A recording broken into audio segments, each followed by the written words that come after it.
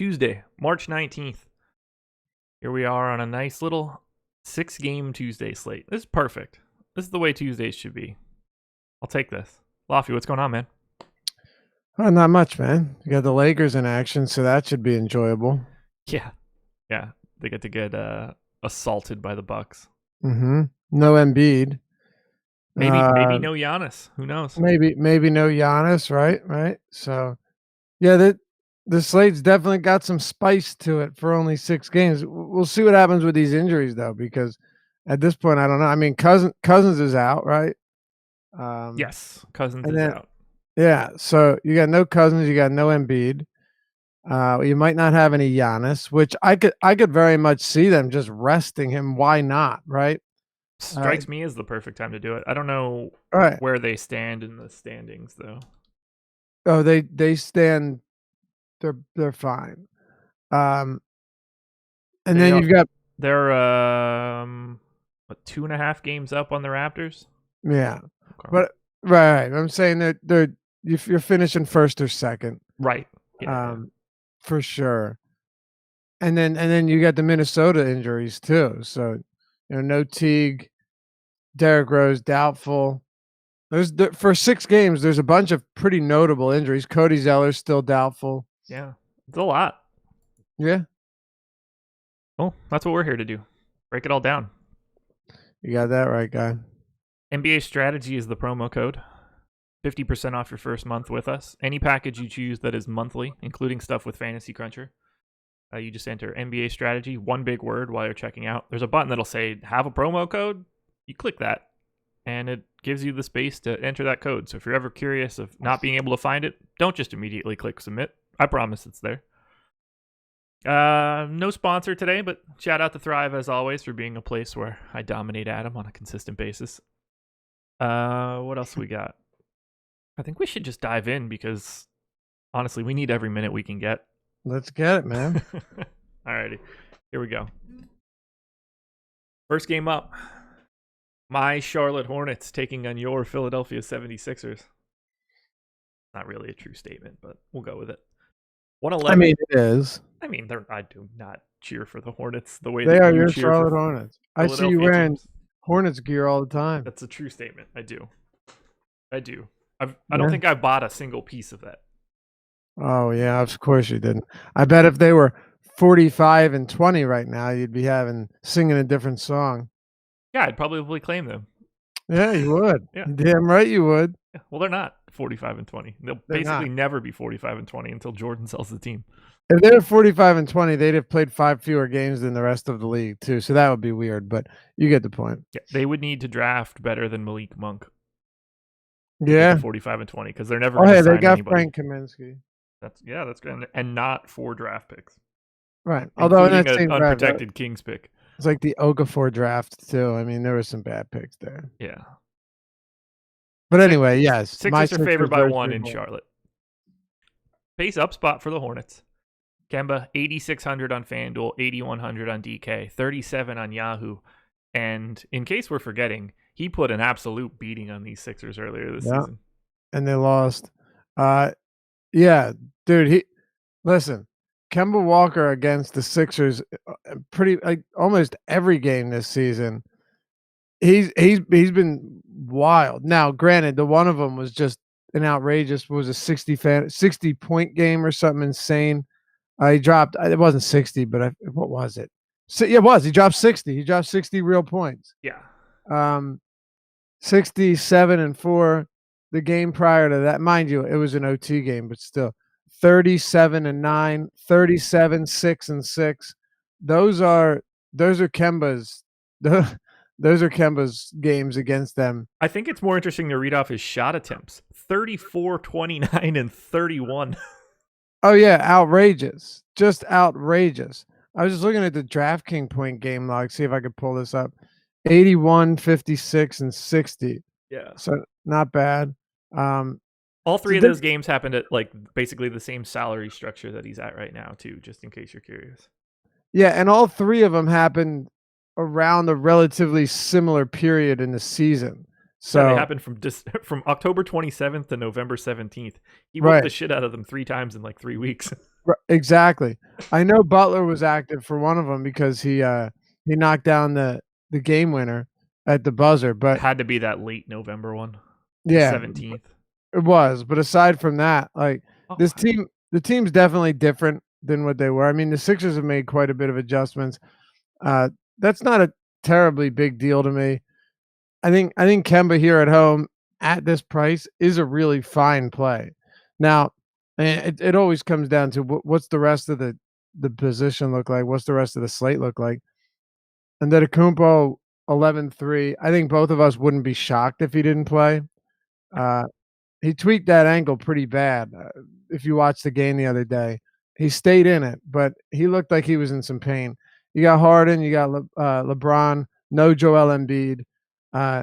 Look, for 6 games, you do have a decent amount of high-priced guys, but I don't think Kemba's out of the question at 8,100 on DraftKings. let me see if we got any ownership yet. Did you see the final score of those games was interesting? The Sixers have beat them all 3 times by a grand total of 6 points. Yep, very close games, yeah. Very close. Kemba's 86 on FanDuel too. No, I like Kemba Walker tonight. Yeah, I've got a lot to like here for Charlotte, and most of these guys are in like the mid-teens in ownership. It ramps up a little bit for some of these guys. I'm trying to you said something and I was trying to look it up and then I stopped. What did you say? I couldn't tell you. Kemba, I don't know. I lost it. Who knows? It's over. Yeah, I'm pretty I thought I was looking something up and then all of a sudden, oh yeah, I was looking to see if ownership was up yet. I knew I was doing something. And it just went up 4 minutes ago. So let me grab ownership so we have something to compare to. You know, it pisses me off, man. Sometimes I would once in a while use ESPN player pages just for simple, like if I wanted to pull up a quick game log, going back looking at, what games they missed, this and that. I'd use the ESPN, right? I have the page up, quick drop down, bing, bang, boom, real easy, right? Well, they just changed it and made it so stupid. Now, instead of doing a quick drop down, so it was a drop down where you would just select the team and then another drop down, well, to the right would pop over and then you'd just pick the player, right? Very simple. Now, I'm looking for it. They changed the whole thing up. It looks like shit. You have to click the team, then you have to go under that to another drop down, click the position, and then click on full roster to get to see the players to begin with. That seems like a blast. How stupid is that? I mean, look, there's a million other places I can go for it, but I using it for, there were a few. I'm weird. There's select things I'll use for certain, and that was one I would use that. That's, well, no more of that. How stupid is that, man? Every time they change something up, they make it worse. That's ESPN for you. Yeah. So we've got Kemba at 28% on FanDuel, 23 on DK. I'm a little bit under that, but that kind of makes me uncomfortable. Yeah, I'm okay with it. I mean, look, is it high? It's high, but I don't think it's unreasonably high. Look, here's the thing. Compared to the rest of the field, Kemba still isn't projected to be even in the top 10 of ownership on DraftKings, on FanDuel, yeah, he is, but 86 on FanDuel is pretty cheap. I'm pretty heavy or pretty high on Kemba here, just based on look, you're almost guaranteed to get a close game, pace up spot. Ball dominant guards, shoot first guards have done really well against the Sixers this season, even since Jimmy Butler and Tobias Harris came around. So yeah, I don't have any worries with Kemba here at this price because he's definitely discounted. That's for sure. I've got exposure to 5 of these guys. Jeremy Lamb, quite a bit on FanDuel at 6,500. I'm over the field at 61 on DraftKings. I have some Nick Batum, but I'm mostly with the field. Marvin Williams is pretty chalky, 22% ownership on FanDuel, 30 on DK. I'm massively under on him, and then I have I'm basically matching the field on Kaminsky. But how are you feeling about the rest of this Hornet squad? Anybody standing out for you? I mean, it's pretty incredible. Marvin Williams had been ultra chalk recently because of how cheap he's been, and then just been terrible in each of his last 2 games. well, actually, each of his last 3 games, he's been pretty rough. He's still discounted, so there's that. Um, look, Cody Zeller's not expected to play, so we have that working for us. I mean, let me ask you this question. At 4,400 on DraftKings, Frank Kaminsky is $100 less expensive than Marvin Williams. Kaminsky played 30 minutes last game with Zeller out and Hernan Gomez catching a DNPCD. Where do you stand on Kaminsky and Marvin Williams, being that both of them, well, Kaminsky on FanDuel right now, you want to talk about chalk. He's projected to be super chalky. On DraftKings, not nearly as much. Yeah, so I have Marvin Williams slightly ahead of Kaminsky on DK. In terms of projection. In terms of my projections, yeah. But between the two of them, Marvin Williams is at 30% ownership and Frank Kaminsky is at 15%. I think that's probably slightly too big of a gap in ownership compared to where they are, but I'm going to have both of them in aggregate, probably in some sort of combination of what they're actually projected for. So we have Marvin Williams at 30, Frank Kaminsky at 15. I assume I have some sort of 45% split between the two. Yeah, and I think that's reasonable. Now at center, though, you've got Biyombo, who got the start prior to today. Hernan Gomez, who literally didn't play last time out. Yeah. After getting 24 minutes in the start the game before. Anything else here? Because I don't see it. Like the risk is just too much for such little reward. Jeremy Lamb is the only guy that I am pretty heavy on in this spot. And that's, he plays basically every minute that he can play while not starting. Right. No, it's fair. And look, I mentioned this. They're not dead yet.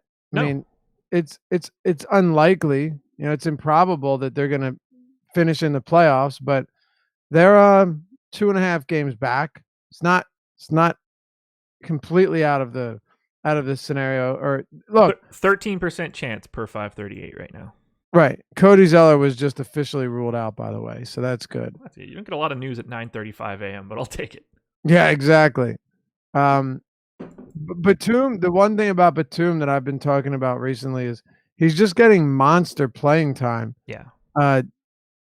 32 minutes against Washington was strange, but 35 minutes against Miami, they won in blowout fashion. He's getting 37 minutes in competitive games. I think he probably sees around that here. But the Sixers have done a good job against, spot up 3-point guys, especially recently. Their defense has looked so much better. And I mean, it's one team that I know pretty well from every angle. I try to know every team well.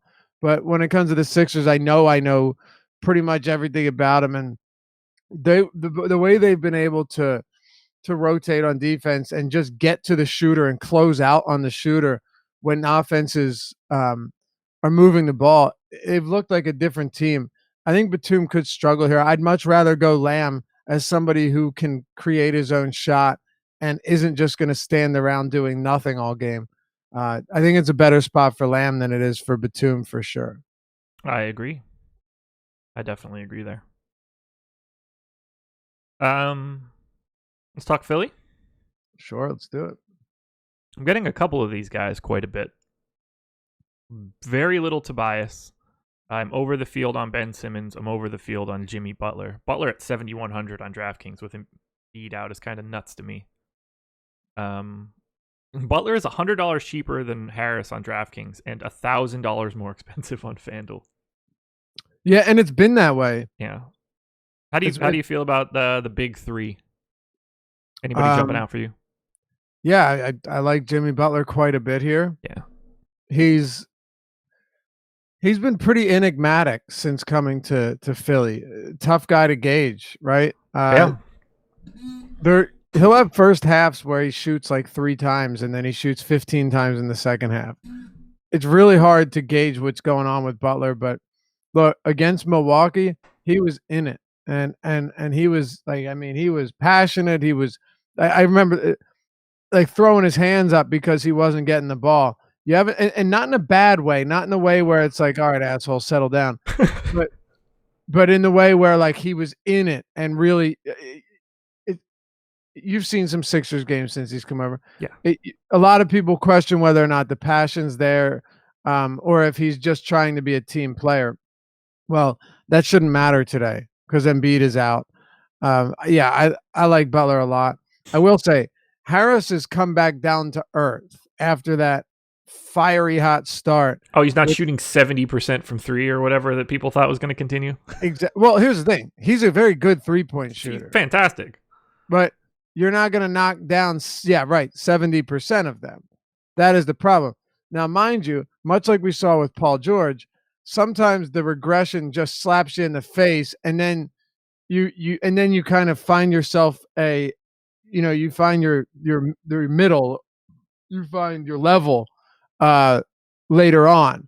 And I think that's what happened with George. It looks like that's what's happening with Tobias, because Tobias has had some really rough shooting games. Don't care. Perfectly fine play without Embiid. I mean, Embiid's a 31% usage guy, man, and one of the best rebounders in the league. And then Ben Simmons, right back on Simmons. Dude, take Simmons or take Embiid off the court and look at what Simmons did and how aggressive he was. He looked outstanding with Joel Embiid off. So, like you said, with the big three, you can make an argument for all of them. I think it's site specific depending on which one's more priority. But all of them tonight, to me, in a game that has a 1-point spread, are pretty appealing. Would you rather have Ben Simmons on DraftKings or Kemba Walker? That's tough. That's a very tough question, actually. Kemba Walker is at 23% ownership. Ben Simmons is at 10. I assume that makes it a little bit easier. Yeah, it does. And then if you're just talking in terms of projections, I have them pretty similarly. I have Kemba, 1 point higher than Simmons, but oh really? I have Simmons 2 points higher. Do you? Yeah, I'm very pro Ben Simmons today.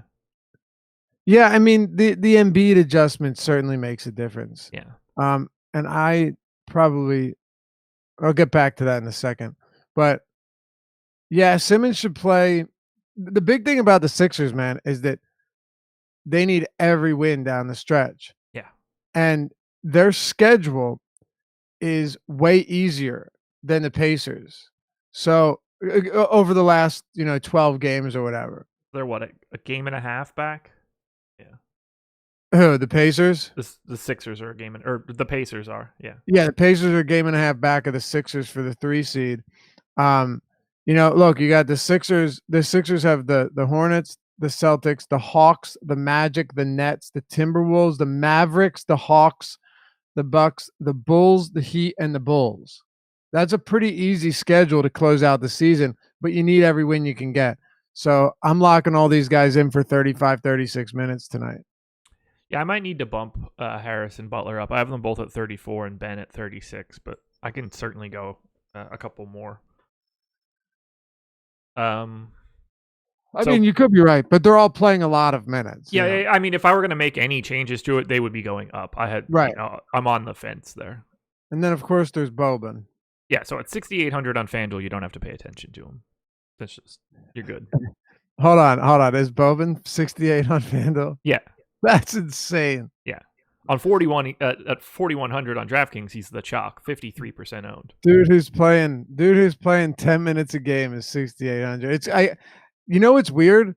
FanDuel rarely preemptively prices guys up. It's usually DraftKings that does that. I don't know what they're doing. I feel like they're swapping their leadership like every other week. Right. Am I wrong though? No, you're absolutely right. Usually my only thought is that Boban's salary has just I obviously don't pay attention to it because he's never in play for me. It could have just been there since the last time. You know what? You could be right. They might have not preemptively changed it. They might have just left it go. They never moved it. Yeah. Because that's very uncharacteristic of FanDuel. Usually it's DraftKings where you go and it's like, oh, Tyus Jones is 10K. Oh no, they moved it on purpose. He was 4,700 2 days ago. There you have it. Yeah, very strange. It's very unlike them. But on FanDuel or on DraftKings, And not just the fact, Josh, that okay, he's filling in for Joel Embiid, but the fact that he's going to be going up against the front court consisting of guys like Biyombo. Mind you, Biyombo's 6'9". He's a pretty small when you talk conventional Nice. centers. He's pretty small. And then Frank Kaminsky, good luck boxing Boban out, Frank. I think this could be actually a game where you see a good amount of Hernan Gomez. It's just who wants to run that risk when James Borrego has toyed with us all season long. Like, this is a perfect game for Hernan Gomez to play 26 minutes. Yeah, I didn't give him any minutes. I could easily take the 11 I gave to MKG and give him to Hernan Gomez and give a haircut to Biyombo. So we will want to know. We will want to keep an eye on starters and stuff like that because he can easily be in. Yeah, I'm not giving him minutes either as of now. Right. But it's totally the type of game where he would play and lead all centers in minutes. Yeah, or he just continues to not play because he played one game without Marvin Williams and without Batum and without Zeller, and that's the only game that he really plays. Otherwise, he's been in 3 games in a month. So right. Maybe we're just looking into that more than we should. Well, that's what I'm saying. We think that he should start. Right. You have to project him not to play. That's what I'm saying. And then that's what you're saying too. But positionally from a matchup basis, it would be a good spot. It doesn't mean he's going to. It doesn't mean I think he's going to. What I'm saying is, would I be surprised if he did and got 25 minutes, 20 or 24 minutes? No, I would not be totally surprised. No, not at all. How do you feel about Boban at 50% ownership on 4,100 on DraftKings? It doesn't really matter to me what he's done. At 4,100, if he comes in and he plays, now I gave him 20 minutes. 20? Yeah. Well, it definitely depends on what type of start he gets off to. We saw that with Brett Brown earlier this season, right around when Boban was signed. We saw that where Embiid went down and Boban comes in, and look, I wasn't fading him regardless in that spot, but I had him projected for I think 24 minutes, and he ended up playing 30 something, or maybe he played 27. But the game also blew out. Where was it? Let me just find it real quickly here. 27 minutes against Miami. Yeah.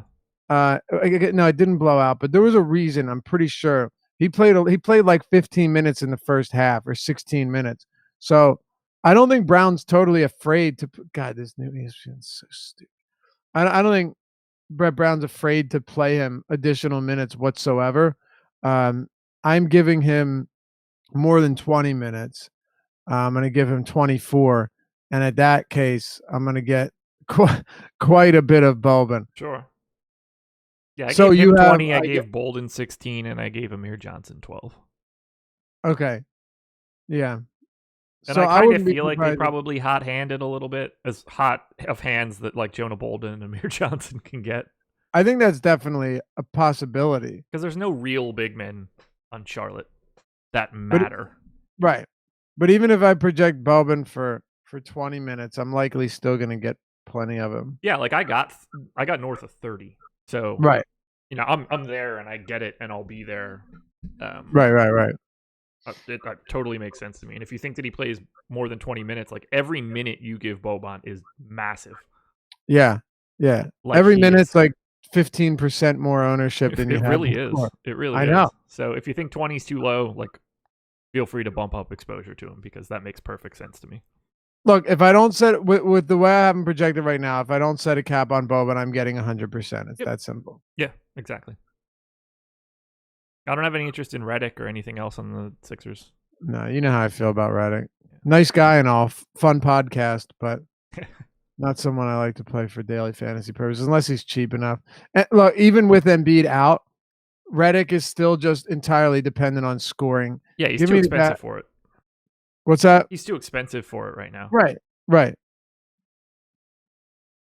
Hornets should start Frank to stretch Boban. Him end up playing 16 minutes. I mean, they can do that, but you better hope Frank makes those threes because otherwise Boban's coming down on the other end and eating Frank's shit. Bringing it back to a couple months ago. Yeah, you could.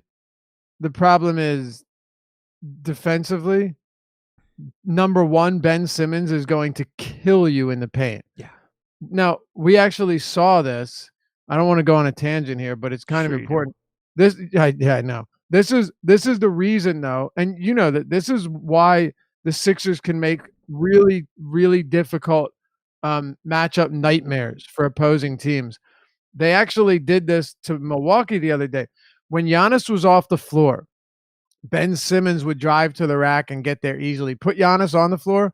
Ben didn't even want to go into the paint to battle him, right? Because it was no point, especially when you have Butler and Embiid and Tobias and Redick that can get the job done from elsewhere.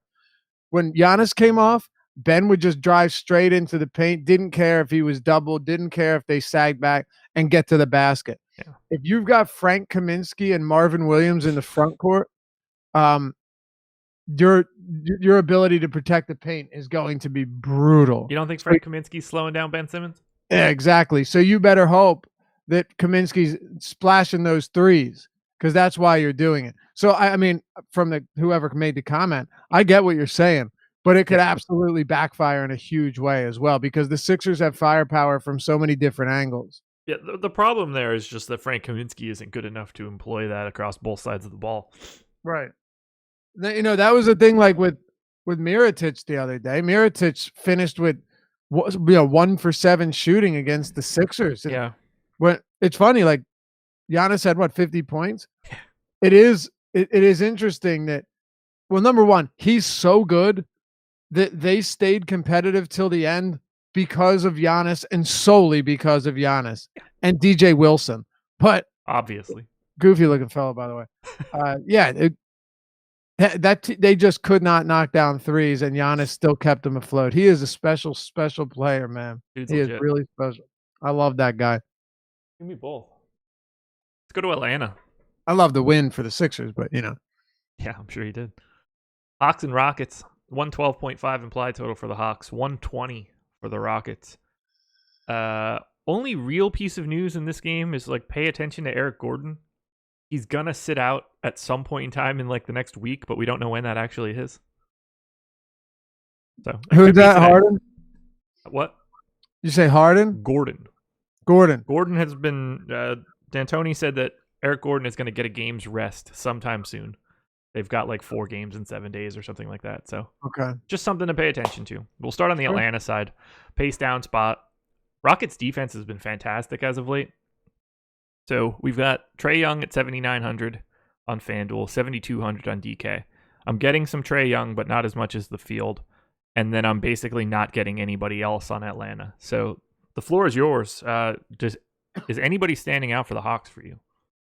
Isn't it funny how over the course of a month or 2 months, you know, from 1 month to the next, how much a defense can change, how much a team can change, how much they can change pace. Like, shocked that Clint Capella coming back is stabilizing the Rockets defense. Right. Well, I'll do you one better. What about the San Antonio Spurs? I talked about this on the Deeper Dive last night. When they were on that road trip, for a good month and a half, they had a bottom 3 defensive rating in the entire league. Look at them now. They've been dominant. I mean, flat out dominant, this team. And now, you know, look, things change. So I just to your point of the Rockets playing really solid defense right now, top 10 defensive rating since the trade deadline. But not only that, they're still playing at a bottom 5 pace, Josh. Yeah. 98.8 possessions per 48. That's not pretty. No. Not at all. Compare that to Atlanta on the season. They're around 105, 106. It's a pretty significant downgrade. As far as the Hawks go, John Collins, very interesting season for him, up and down to some extent. He was a double-double machine, and then he cooled down, and then he turned the heat back up, and now he's been playing really, really well, save for that game against Orlando where he fouled out in 20 minutes. You see Mitchell Robinson fouled out in 13 minutes yesterday. I did not, but that's great. Yeah, I didn't keep too close of an eye on that Knicks team once I realized they were down by 30. Yeah, they were down by 40 at one point. I was like, you know what? I'm going to go back to watching this story about how R. Kelly is the worst person on the planet. Oh, man. I can't get into the Hawks as much here. They're beginning to get healthier. Yeah, I don't even know if Plumlee is going to play. Then Yeah, they just signed Deontay Davis. Yep, they signed Deontay Davis for whatever that's worth. Yeah, I don't know. Grizzlies cast off Deontay Davis. Yeah, you're just. I'm hard pressed to find anybody that stands out to me here, man. Like on the whole team. Yeah, I got nothing. Like the problem here is that what you really need is one of the guys that gets 20 minutes to play 28, and you need to know it ahead of time. Because I like Bazemore if I think that he plays 28 minutes tonight on FanDuel for 4,300. But I have Bazemore in for 22 minutes, and then it's just like, right. Okay, what can I do there? Right. And to be fair, Trae Young on DraftKings, even on FanDuel, he is pretty cheap, given the high ceiling that we've seen from him. And, by the way, props to Add More Funds and their Wowie product, the update that they did a couple weeks ago. God, has that made a huge difference or what? Dude, amazing. It's incredible. Especially, like, say I'm writing the deep dive each day, right? And all the news is coming out, like yesterday, ton of news. It was brutal. Knowing that when I go to run a query, that I don't have to wait 3 minutes while it loads to even continue writing again. Maybe and it will load. What's that? It was maybe it will load. Right. Depending on the time of the day. Yeah, if it happened at 6, you were just like, oh, this is never gonna. I'm not gonna get this. Yeah, and mid afternoon, dude. Now you search it and it pops right up. They did a great job speeding that up.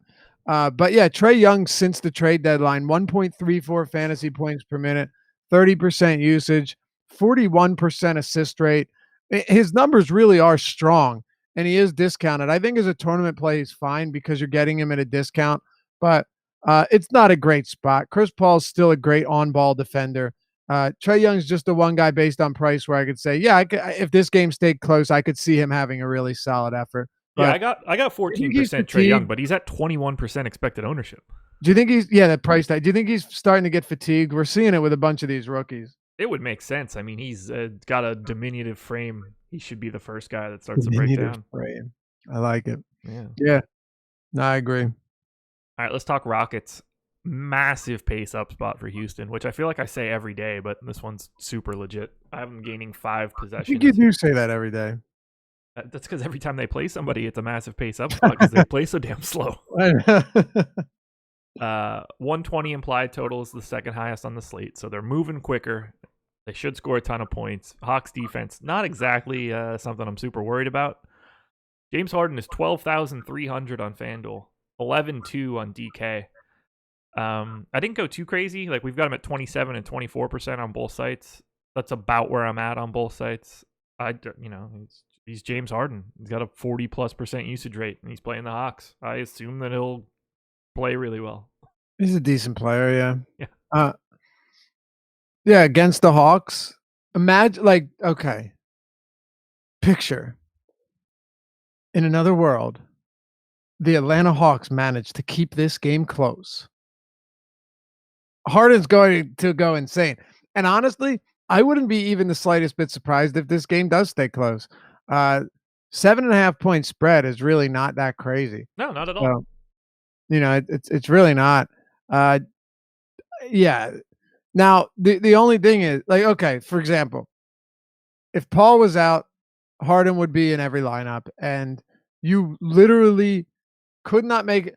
Remember, people kept trying to make arguments against it earlier this season, like, oh, he might get hurt, or it might be a blowout. That's why I'm fading Harden when Paul was out. Yeah. Or he's due for a bad game. That was my favorite. Gambler's fallacy, I flipped a coin, it landed on heads this many times. It's got to land on tails. It's due. No, you still have a 50-50 shot. He put up 60-something fantasy points when he went 0 for whatever the fuck from 3. Right. So saying Harden is due for a bad game or for a good game, who the hell knows? He's just an awesome player. And when Chris Paul is out, great things happen like we saw against Phoenix. Chris Paul isn't out. No. But against Atlanta, my God, this is a really strong spot. And you know what? If you're not going to play Harden, I'm not huge on playing Paul and Harden in the same lineup, unless you're getting one of them at a serious discount. Oh, you mean like 7,100? Yeah, Look, I honestly think 7,100 is a very reasonable price on Paul. We probably disagree there. No, that's too low. Does he have a ceiling that probably makes it so he should be a little bit more expensive? Sure, but you know, Paul's routinely posting between 30 and 40 fantasy points. So I don't. Yeah, he's an excellent cash play. Yeah, no question, and I have no problem with him in tournaments either. No, I got 36% right now. I love Chris Paul today. I'm just saying, I don't think he's wildly underpriced. Is he underpriced? Yeah. I don't think it's egregious though. No. I don't think Paul should be 8,400 on DraftKings. No, not at all. Maybe like 77, 78, something like that. Yeah. I'm okay with that. But really, he's same price around there as Fox and Trae Young, and I think that makes sense. Anyway, I like him. I don't see how you couldn't like Chris Paul here. What about 8,500 on FanDuel? He's $100 less expensive than Kemba. I like him. I have him and Kemba as essential equals. I mean, I basically have Simmons, Kemba, and Paul as 3 straight coin flips. Like I got 19% Simmons, 15% Kemba, 19% Paul. Like I see these guys as 3 very, very equal plays today. Yeah. So ownership will play a major role. At least I'm talking FanDuel here. On DraftKings, I think Paul is my favorite point guard not named Eric Bledsoe. Okay. Yeah. Like I like Paul more than I like Harden on DraftKings by a lot. Something amazing happened yesterday. Elfrid Payton was $100 less than Stephen Curry on FanDuel. Yeah. And he went ahead and got another triple-double. Did he finish with one? I had the alert on my phone. Oh, that's crazy because with like a minute left in the game, he was like 2 assists and 2 rebounds shy. Yep. At 10:59, I got the DraftKings alert of triple-double. That's wild. He was when I checked the game, I checked with like, oh, I'm sorry, it went to OT. I forgot it went to overtime. All right. That makes sense. Yeah, it went to OT because in regulation he wasn't getting there. Yeah, 19, 10, and 11. Anyway, those guys are great plays here. Eric Gordon, I have zero interest in paying that for him. Sam, can I ask you a quick question? Go for it. How many minutes do you have Daniel House projected for?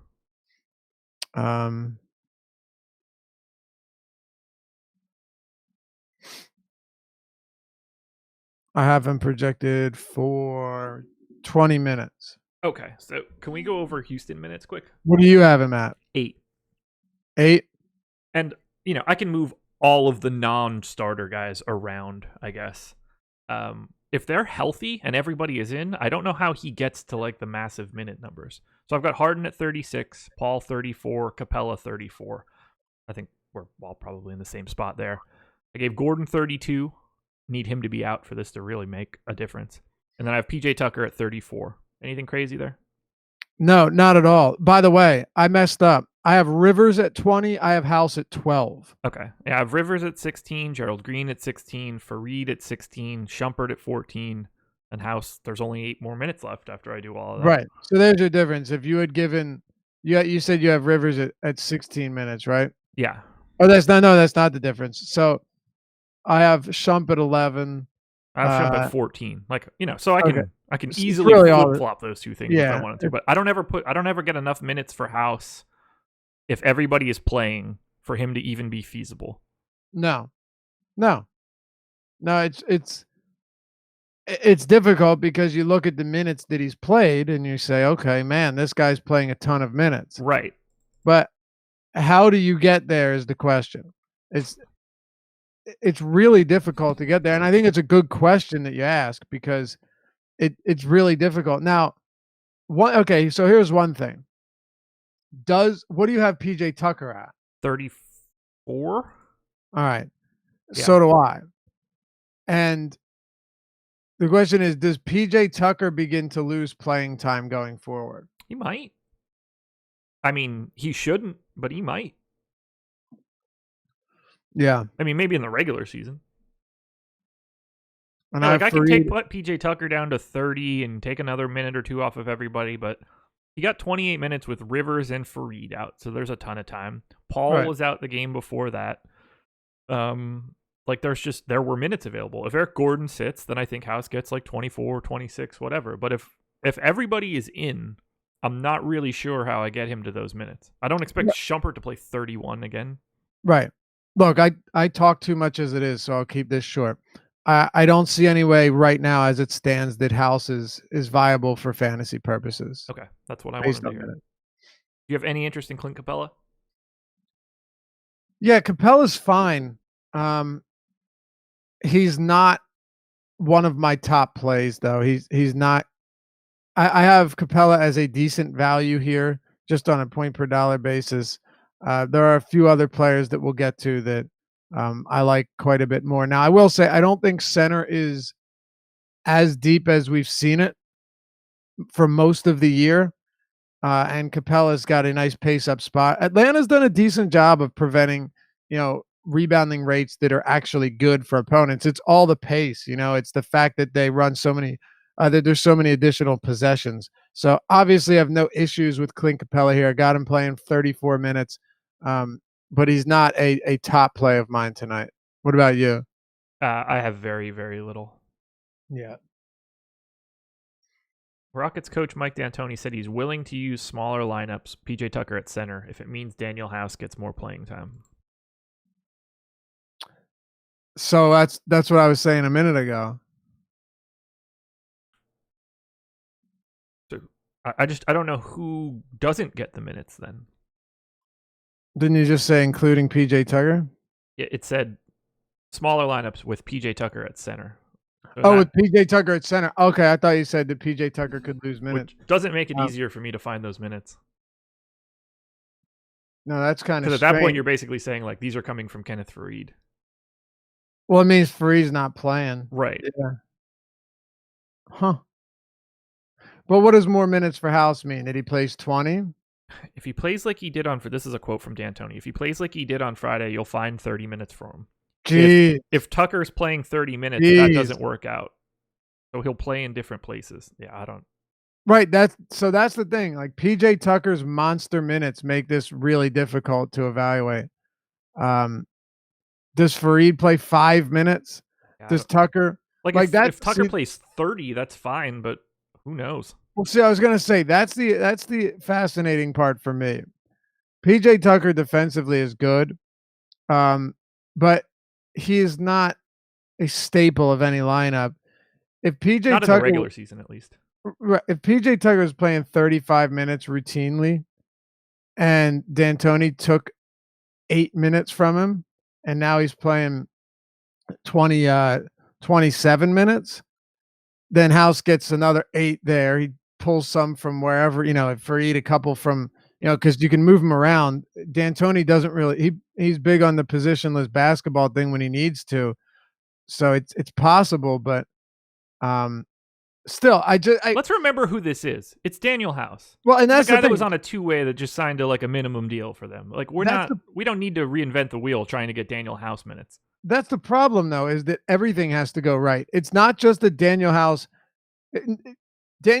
number one, needs to actually get minutes that right now aren't there. And then with those minutes, he still needs to produce. Right. It's not just, okay, if he gets the minutes, he's going to crush. No, he's still Daniel House. Right. So I think we've spoken on it too much. Yeah. Well, look, here's the deal. If Eric Gordon plays, none of it's going to matter. If Eric Gordon is out, then there's his minutes. Well, that's a totally different story. I mean, I really want Gordon to play just to see how the rotation looks. Yeah. Because we'll actually get some information about Houston. Yep. As of right now, we're all just guessing based on D'Antoni quotes, which, are super relevant. That's the only information we have. I don't want it to seem like it's not, but coach speak can be pure bullshit, man. Yeah, I know that he's played 28 and 35 ex-Cossack, but he did that with multiple dudes out in both games.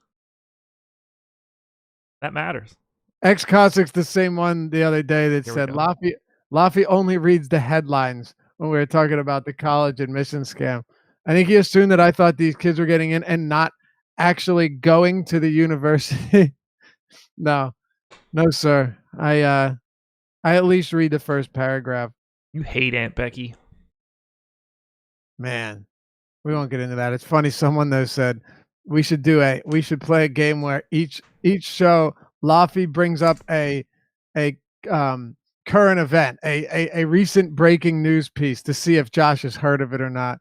And then when he hasn't, Laffy can lose his shit. Yeah, But I know the exact same amount about this thing that I knew when you brought it up to me. well, fair enough. I'm not going to keep going on it. I don't know anything at all. I have abandoned news. Let's go to Milwaukee. Yeah, but like you said, the players have been out. Yeah, for Houston.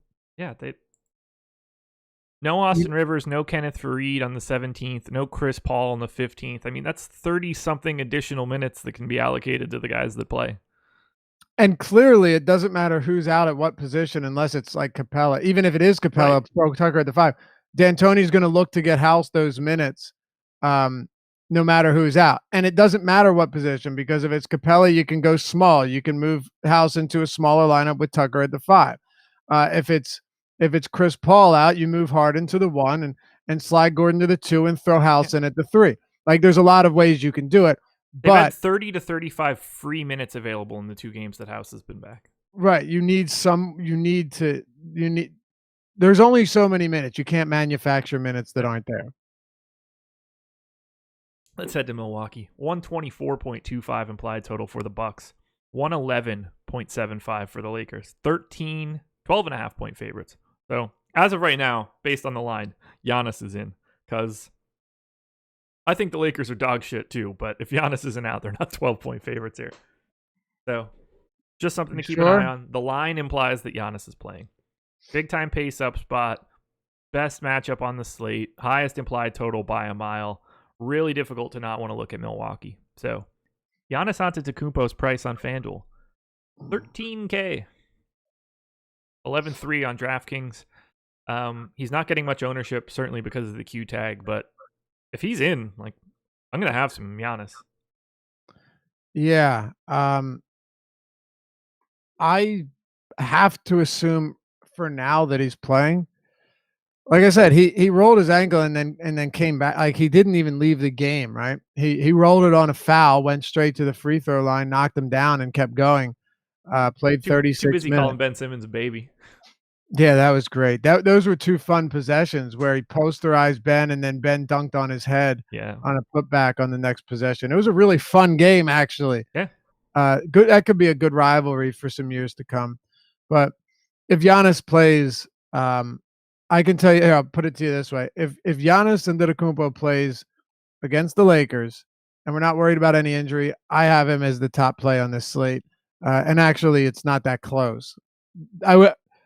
Right now, I have him projected for 3 more points than James Harden, and I don't feel concerned about that whatsoever. I mean, I have him by 0.1. By 0.1, yeah. I mean, I figured I'd have him a little bit higher than you would. It's a minutes thing, you know. So here's a couple things, though. Yeah, it's a minutes thing, but you still have James Harden playing alongside Chris Paul, which means that he's still very good, but he's not the same James Harden. He gets a pace-up matchup, yes, but so does Giannis. I mean, Giannis is getting a significant pace-up spot as well. I shouldn't say pace-up spot, but it is, but also kind of matching the pace. 2 fast-paced teams. This game's going to feature a lot of scoring.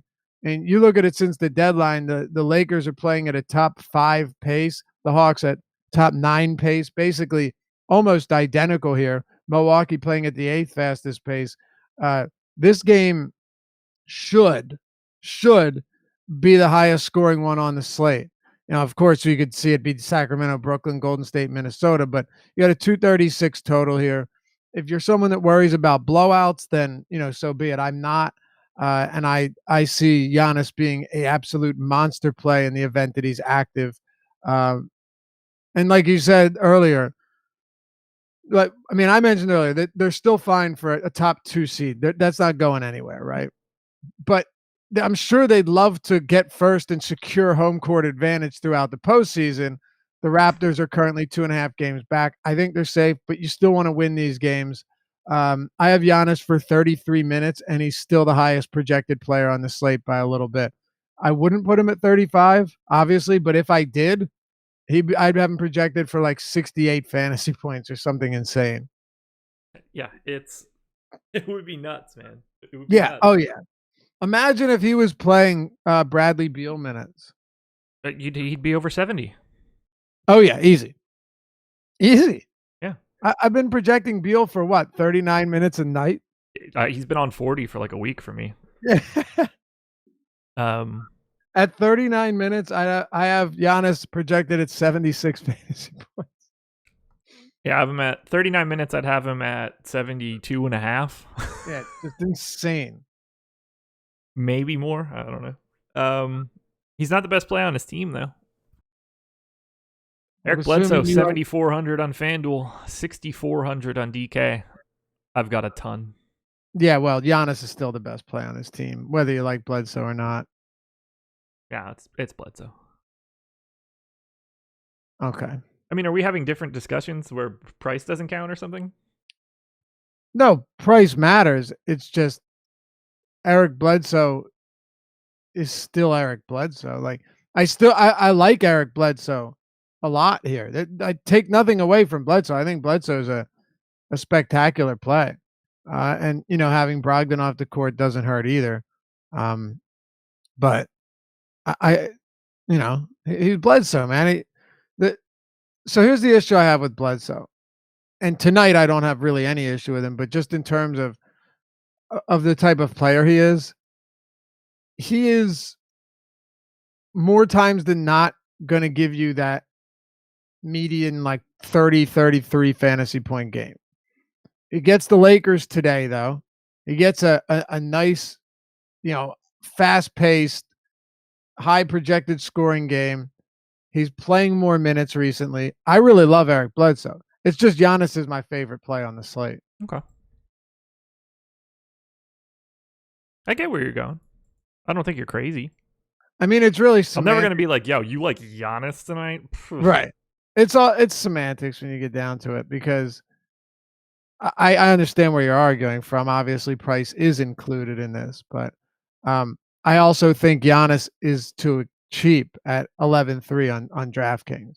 Like, I think in this spot, Giannis should be around 12K. We've seen it all season long. These guys' prices juiced up, to around there. 11.3 to me is still a very, very reasonable spot for Giannis. Yeah, I definitely have no problem with it. I mean, I think he can have a monster performance here, and I will have him and probably have more than the public. Talk to me about Bledsoe then. He's just at 6,400. I don't know how to get away from him. I believe I have him more than I have anyone else. It's close. I have him for this will get you here. 1.29 fantasy points per minute for this game. He's been fantastic as of late, and fantastic with Malcolm Brogdon not on the floor. You're saying Bledsoe's been fantastic lately? Yeah, with Malcolm Brogdon off the floor. Okay. Yeah, I think he's been pretty decent. Fantastic's a stretch, but well, he's been better than he's been, and now he's getting the highest implied total on a slate. The second biggest pace boost of the day, and a defensive boost. And all of those things just, if every one of them is like 0.05 fantasy points per minute that you're just tacking on, like he's checking off every positive box for him, on top of having a slightly more advantageous situation with Brogdon out. I have him in for 32 minutes. You can quibble and want to go lower because he's Bledsoe. But for right now, like, he's probably my favorite play of the slate just because of his price. Sure. Look, if I put him at 32 minutes, I'm going to have an awful lot of Eric Bledsoe. I currently don't have him at 32 minutes, but I still have him as a strong play. And, the same case can be made for Middleton as well. They're both very affordable plays here. Brogdon off the court. I mean, how big of a difference does Brogdon make? I'll leave that up for discussion, because, well, I mean, okay, take a look at the last game. The starting lineup they ran out there was was Bledsoe, Middleton, Giannis, Mirotic, Lopez against the Sixers. I don't see, Mirotic really being a significant usage downgrade from Brogdon. From a ball handling standpoint, sure, but I don't know how dramatic a difference that makes. How much do you? Okay, so Bledsoe's at like 24% on DK. You see yourself just being around that number? Yeah, that to me that's perfectly fine. Okay. It's look, getting an awful amount of Bledsoe generally terrifies me because he's the king of squandering good spots, but he's also like this is what I was saying earlier. He's the type of guy that, 30, 30, 30, 32, 34, 33, 40, and then like a 60 spot, and a 55 and another 58. Like Bledsoe can go out there and just dominate. He is when it comes to his contributions, he's an above average rebounder at his position. He's a strong playmaker. He can score. He can get steals. So in terms of defensive stats and pretty much checking all the boxes on this slate, he definitely does. It's just Whoa. what's up? This really happened? Breaking news. Star center fielder Mike Trout and the Los Angeles Angels are finalizing a record-breaking 12-year contract worth more than $430 million. Holy shit. Sorry, I didn't mean to cut you off, but I knew you would want to know that. Wow. Well, apparently he's not going to Philly to play with Bryce Harper. Wow. That's crazy. Get that paper, Trout. Secure the Is bag. Is it an extension or are they? Yeah, it has to be. It's so they're finalizing it for right. Yeah, okay, yeah, that makes sense. Ooh. Ooh. Wow, that's insane. That's a lot of cheddar. Outside of Bledsoe, where are you at on Middleton and Brolo and Mirotic, who's been Mirotic's been a colossal disappointment since coming to Milwaukee. Say what you want, he has not done what was this. Mirotic has been a pretty big disappointment. He has. I have very little Chris Middleton, just 11% on DK. He's 7,700 on FanDuel. I'm not there as well. I don't have any interest in Brook Lopez. I mean, like if he showed up, like if I got him, I'm not freaking out or anything, but he's just not popping up for me. I have an overwhelming amount of Nikola Mirotic. He is massive chalk on both sites, 42% on FanDuel, 35% on DK. I'm getting more than both of those numbers, so I need your take more. How crazy am I? I don't think you're crazy. I mean, look, minutes are the key here. Here's the truth, man. He has not been good. No. There's only so much you can glean from past teams. Like, you were playing with the Pels and actually getting quite a bit of opportunity with them, and now you're playing on a team where you're getting some opportunity, but if he's not knocking down half or more of his 9 or 10 shots a night, you're going to be in trouble.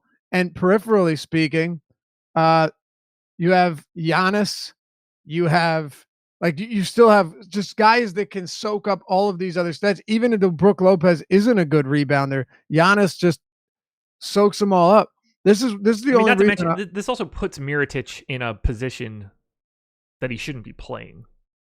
Like, he's better if he's the 4. Right. The thing for me is, I actually find Brolo interesting here because revenge narrative. What's that? No, I don't care about any of that. This here's what I'm talking about though. FanDuel's different.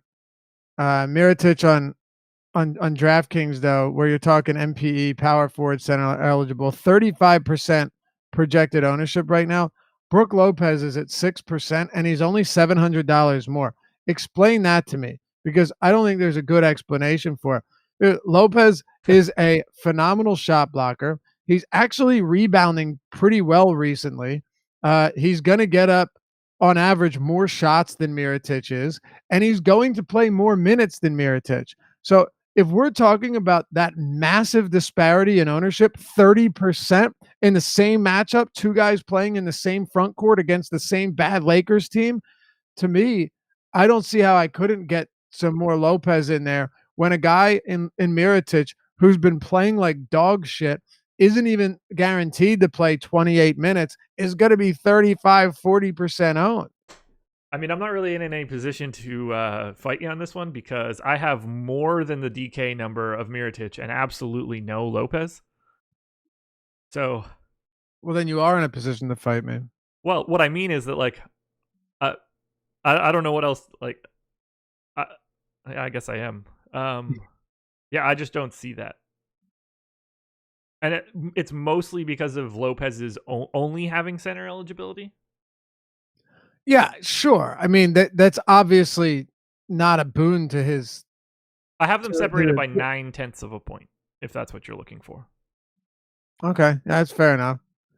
I mean, for me, it just comes down to when I'm talking. I'm looking at a few things. You know, how well has someone played? And granted, that I'm more than happy to jump on board before they have that big game. Like that obviously is something I'm okay with.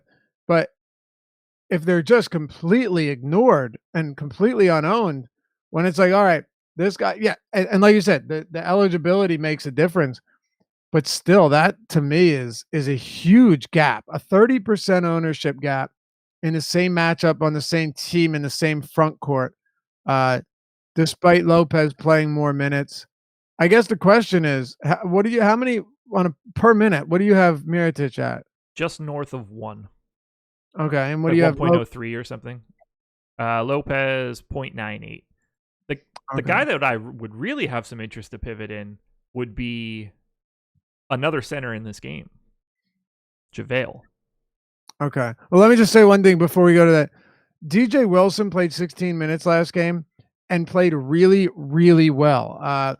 I don't know if Budenholzer is going to continue to give him minutes, but he played 16 minutes. He knocked down 3 of 6 threes. He did some really solid work and made some huge baskets for this team. It'll be interesting because, you know, if Wilson's getting minutes, that also is probably not going to help Mirotic. It's worth keeping an eye on, or Lopez. But Lopez, I still have locked in and more secure for those minutes. So that's all it comes down to. I'm not saying he's a must play, just at 6%. Sure. The fact that he's been playing 30+ minutes every single night. And the Lakers are terrible against centers. So, you know. I'm with you. They are really bad against centers, and it's not going to get any better as the season goes on, I would imagine. No, I wouldn't think so either. Yeah. Bledsoe and Mirotic are the guys that I'm focused on most in this game, with Giannis just being in a tier of his own. Yeah. There's never a number where you get a Giannis, like, you're never like, oh, I got 30 Giannis. I think I need to work back off of that. Right, of course not. No, I mean, 30, I'd be a little scared I didn't have enough. Yeah. McGee, I don't know what the hell to do with his minutes, man. I gave him 24. And if he plays 24, he's one of the better plays of the day. Sure. But it's like, okay, his last 5 games, and this is relevant. I've been following this very closely and trying to, you know, get anything that I can out of this rotation. His last 5 games, 16 minutes, 33 minutes, 19 minutes, 30 minutes, 19 minutes. So judging by that, he's due for 30 minutes. You know, I'm joking, of course, but you really have no idea. No, you none. Truly have zero idea. Wagner's played 34, 10. Now, mind you, there were some injuries there. 34, 10, 8, 18, 4. Jonathan Williams played, here's a good one, 29, 4, 7, 15, 25. That 25-minute game, it was a 1-point loss. So, and Mike Muscala started against Detroit, played 15 minutes, and then caught a DNP the next day. I don't know, Josh. I do not know. I really don't. I'd be lying if I said I did. I know one thing. I don't have much interest in LeBron James on either site. No, I mean, Harden against Atlanta, Giannis against the Lakers. you'd be hard pressed to convince me that LeBron's the play. Now the minute limit is seemingly nonsense, the whole 28 to 32 minute thing, Yeah. but it's still a lot tougher to get to LeBron than it is Giannis or Harden. Talk to me about Rondo and Kuzma while I go fill my water, or I'm going to not be able to speak. All right. Yeah, be quick because I don't have much here. Oh, shit. All right, I'll hustle. I mean, I'm kidding. I don't care. No, Rondo is no lock at this point to see the minutes that you need him to. His price isn't steeply discounted, and you're talking about a slate where you have plenty of other options at the point guard position. I don't think you really need to take I don't think you need to roll the dice on any of these Lakers players. And if you really wanted to make an argument for somebody like Kyle Kuzma, fine. JaVale McGee's probably the one here that I have the most interest in. Kyle Kuzma's cheap. You're getting 5,900 on DraftKings. It's understandable. You are getting a discount on him. He is playing big minutes. And Rondo's obviously pieced together some solid games, but I still don't see this being a spot where I get a whole lot of either of them. As a matter of fact, I don't have either of them as great plays. Rondo, I have, or Kuzma, I have as a better per dollar play than Rondo, but neither of them are going to pop up in a whole lot of lineups. Now, I have McGee projected at 21 minutes. If I bumped that up to where you're saying 24, Yeah. then I'm going to have an awful lot of JaVale McGee. So that's the difference. Yeah. I do have an awful lot of JaVale McGee right now. It's a manual adjustment thing. Like if I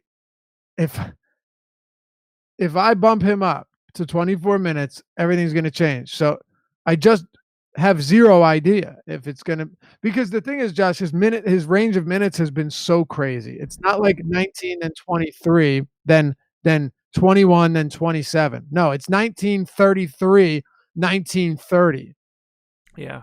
Which it's really weird to me that he's at 6% and 4% owned on FanDuel and DK. Because if you knew that he was playing 30 minutes, he'd be the chalkiest player on both sides. Right.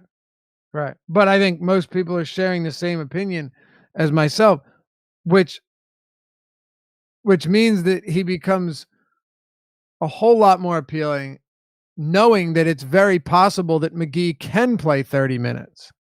Right. Like, if I know that he's at 4%, then I know that I want to be like 2 or 3 times that. But if he was at 12, then it'd be like, oh, well, there's ambiguity in his minutes. Right. That's aggressive. So I like him a lot because no one's there. How many fantasy points do you have him projected for? 29.7. Okay. So I moved him up. I gave him 23 minutes just to see what would happen here. Yeah. Got him around 28 fantasy points. Yeah. I figure you'll probably get like in the 10 to 12% range. Yeah, right now, let's see. Yeah, it's looking around there, 8%, 9%. Yeah. That makes sense. Like if he's at 4% and Boban's at 53, just like if you're mass entering, change a couple to McGee. Right. Oh yeah, no question. I have no issues with that at all. It's not like Boban's that much cheaper than McGee. Or Mirotic. If Mirotic is at 35% and McGee is at 4%, like just change 1 or 2 of your Mirotic to JaVale. It's a 1-to-1 swap. Well, if you have Mirotic at the 5, yeah, I would. Yeah. Or try and find a little bit to get up to Lopez. I still do like Lopez here. Sure. Just look, it's really for the ownership reason. Outside of that, like I could do without him. Just thing against the Lakers. I put it this way, I was just surprised. I was very surprised by the 35 and 6%. Whether Mirotic is power forward eligible or not, that was a bit surprising to me. So when you mentioned Rondo and Kuzma, what did you have for minutes? Because I think that I got the tail end of you saying that you weren't that interested. Sure. Hold on. And I got a bunch of these guys. So. Well, I said if anyone, I would have more Kuzma. Okay. I have more Kuzma than Rondo, but I have both. Let me see here. I'm curious. I just crunched a quick 100 lineups. Wanted to get it out. I didn't really end up with much of either at all. I have Kuzma at 33 minutes, and I have Rondo at 30 minutes. Okay, so I have Rondo at 32 and Kuzma at 34. Okay. Which is certainly causing me to get 37% Kyle Kuzma on DraftKings, but he's also 5,900, which is kind of crazy. I'll have to take a closer look at those. Probably bring them down a minute on each side and dull the edges. But for right now, I've got 2 point per minute guys playing 30 plus at average salaries, and for right now, like, I'm mildly interested just because of the pace of the game. It scares me because of how good Milwaukee is, but I don't have an issue. If this game stays close, I like having some Ronda and Kuzma shares. I don't have an issue with either. I think it comes down to around what are the who's priced similarly to them? Are they kind of on an island, or not? You have Chris Paul and Bledsoe. We get to a couple of other guys here. Point guard does have some pretty nice options down here. Another one is lower down, assuming that Derrick Rose joins him. Tyus Jones probably plays a lot of minutes, so it's not like point guard is a barren wasteland. There is some value there, but no, look, I would not. I'll put it this way: I would definitely not fault you for having your fair share of Rondo and Kuzma, simply because this game is going to be the highest, if not one of the highest scoring games on the slate. It's a good game overall to like. It's just, what is Walton going to do? I think Kuzma's the safest for minutes. Like, I could see Rondo playing 28 minutes for one reason or another. Yeah. I could see LeBron playing 29 minutes just because they're not playing for anything. So I think LeBron played 35 minutes last game because he wanted to. Yeah. Kuzma, I think, is probably your safest bet to get your 33, 34 minutes. Yeah. The thing that's standing out for me for Rondo, 6% expected ownership on DK. Harden's at 24. Kemba's at 23, Russell 26, Trae Young 21, Chris Paul 22, Fox 28, Bledsoe 24. And it's just like, okay. And then there's Rondo at 6. For all those guys, 4 times the ownership of him, like, that seems like a lot. Right. So he strikes me as a natural way to offload some of the ownership that's going elsewhere. And I feel a similar story for Kuzma. They're just, they're priced in a spot where, like, a 40-point game out of Rondo and Kuzma is a pretty monstrous, not monstrous, but, like, that's a GPP winning score today. Sure. I wouldn't be shocked if either one of them did it. Nothing against it. I like those price tags. I have quite a bit of Josh Hart on FanDuel as a potential punt play, if anybody's curious. That's why that ownership comes up a lot for him. Where I'm at. Do you have any interest in Alex Caruso for 3,600 on DK? Yeah, a little bit. I do, actually. Not a ton, but a little bit. I don't know. If he plays, 26, 28 minutes or whatever, close to minimum salary, sure. He's really not much worse than a lot of the other dirt cheap plays that we have right now, and it is a high scoring game. So yeah, you could do worse than Caruso. I think I got like 5% of him on the first go around. If I got around 5% Caruso, I'd be okay with that. Okay, perfect. I mean, it's really just he's cheap. He could play, 26, 28 minutes in a fast-paced game that's going to feature a lot of scoring. So, talk for 1 second. Let my dog out real quick. You got crying. Minnesota Timberwolves hosting the Golden State Warriors. 110.5 implied total for the Wolves. 116 for the Warriors. So 5.5 point favorites for Golden State in Minnesota. This one's going to be a big one. I'm going to get eviscerated for this, so it should be fun. We'll start on the Minnesota side. No Cousins, obviously, for the Warriors. Iguodala and Livingston are questionable. Doesn't really matter all that much. You guys are going to see monster numbers on Draymond and freak out. We'll start with Towns. 11-2 on FanDuel, 9,700 on DraftKings.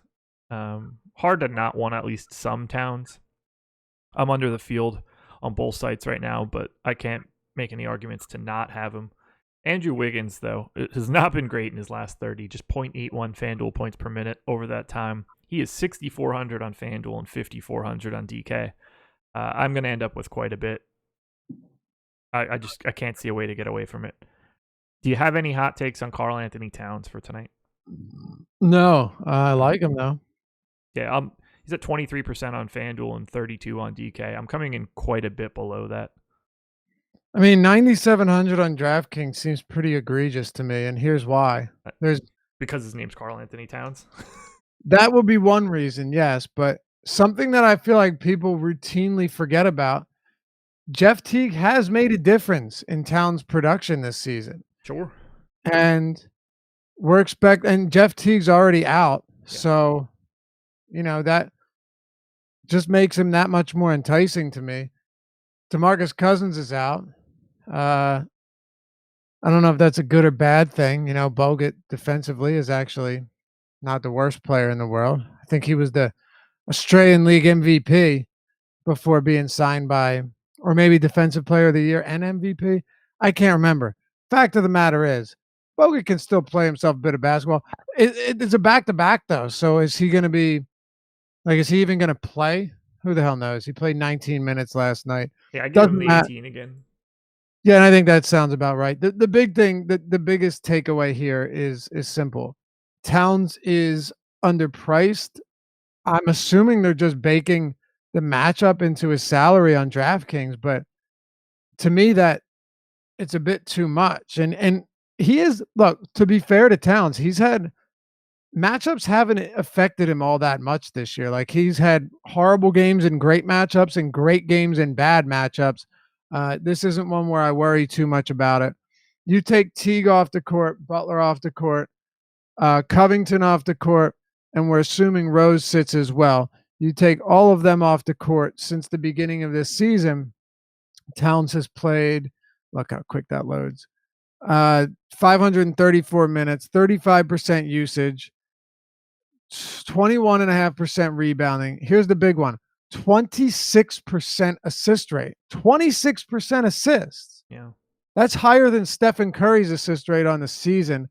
Do you ever notice like his Curry's assist rate never moves? No, it doesn't matter who's out. It's just like the same. Yeah, I mean it's way down from last year for sure. Oh yeah, yeah. But what I mean is like when you're flipping around on these guys, like Curry's general range is the same. He just shoots more when these guys are off the floor. Yeah.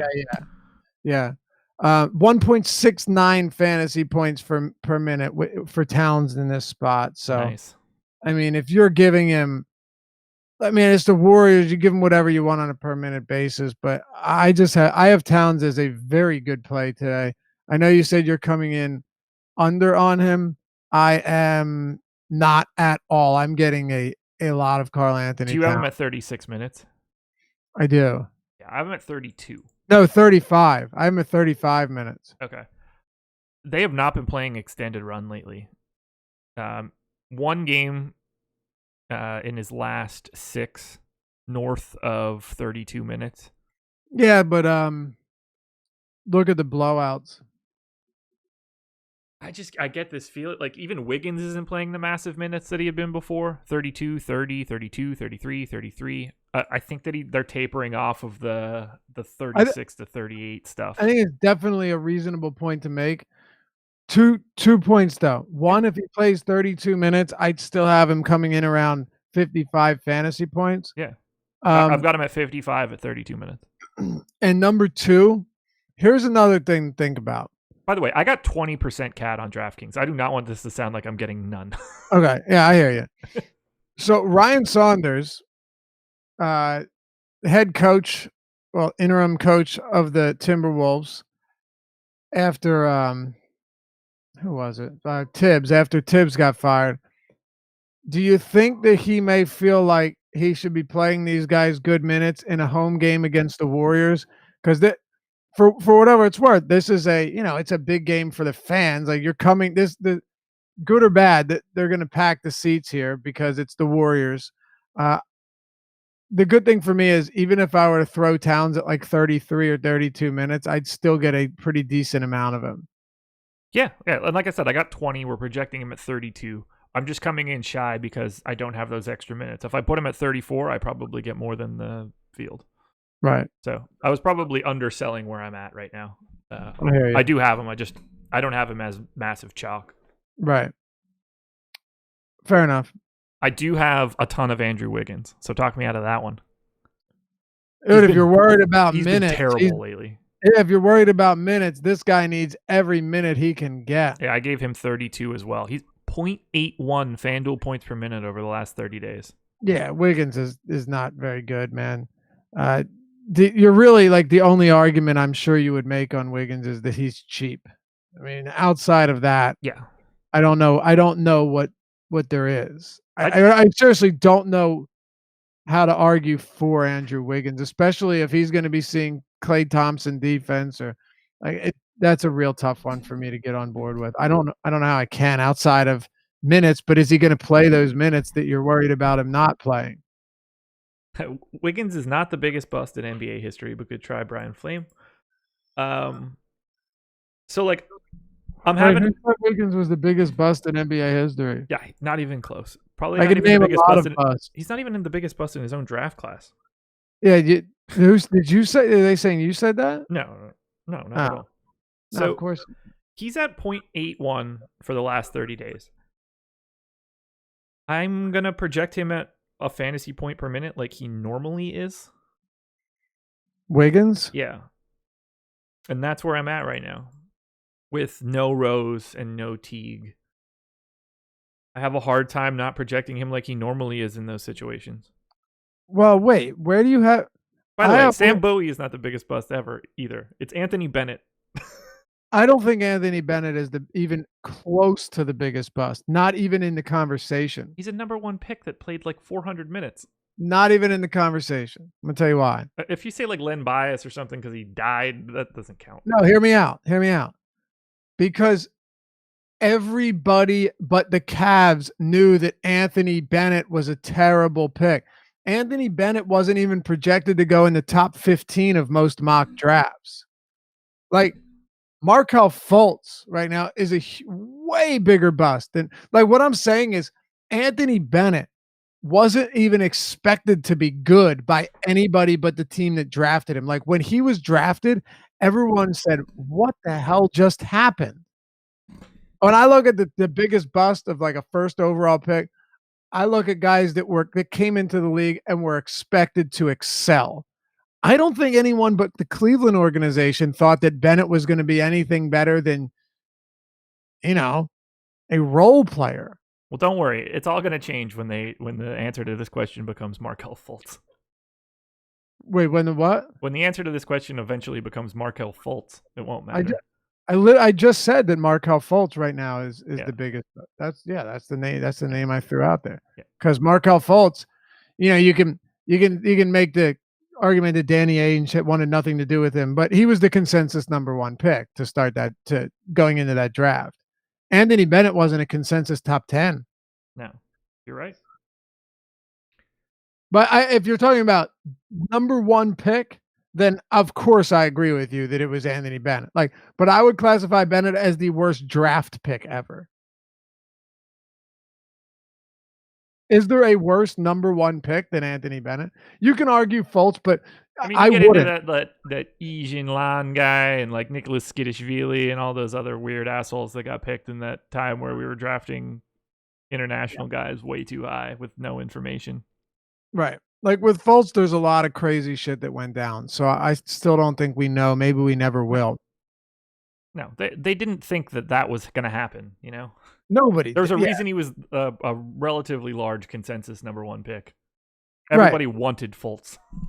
Exactly. Yeah. So it is what it is. Adam Morrison. Kwame Brown says. Kwame Brown doesn't count. Jordan did that to him. That's an argument we would. Did you ever see any of those write-ups of like the things that Jordan used to say to him at practices? No, I have not. He would, sexual orientation slurs, MFing him the whole way up and down the floor every day for like 6 months. Wow. Yeah, he just like verbally berated him until he broke. Yeah, I mean that's messed up, man. Yeah, I don't like that really, stuff. really, really bad. There's like a page or two in one of the more recent books that just have like a verbatim dialogue from Jordan to him, and it's like you feel uncomfortable printing it. It's that bad. Like why though? Why? I have no idea because Why? that's Jordan. All he knew how to do was just to like treat you like garbage to try to break you down. This is a man that punched Steve Kerr in the face. Yeah, I mean that doesn't most players don't react well to that. I mean, like, not trying to excuse it, but whatever Jordan did for himself worked better than anything that's ever worked for any athlete. So, Well, sure, like, but I just understand why he did it. It doesn't make him not a piece of shit. what works well for yourself, like that doesn't mean even remotely that. I was a drug and alcohol therapist for 6.5 years.